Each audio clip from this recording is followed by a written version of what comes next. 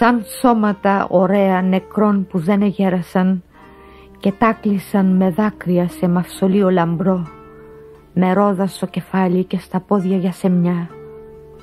Έτσι οι επιθυμίες μοιάζουν που επέρασαν χωρίς να εκπληρωθούν, χωρίς να αξιωθεί καμιά της ειδονής μια νύχτα ή ένα πρωί της φεγγερό.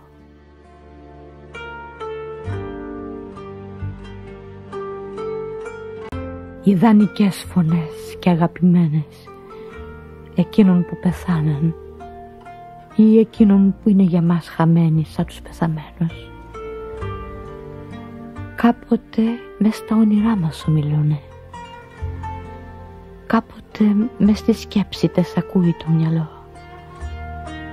και με τον ήχο των για μια στιγμή επιστρέφουν ήχοι από την πρώτη ποίηση της ζωής μας, σαν μουσική τη νύχτα μακρινή που σφήνει.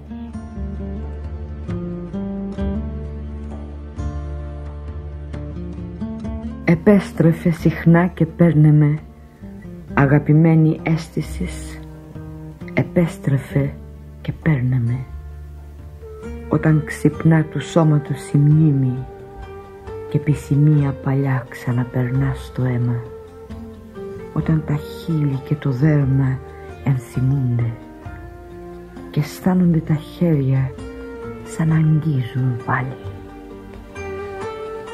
Επέστρεφε συχνά και παίρνε με τη νύχτα, όταν τα χείλη και το δέρμα ενθυμούνται.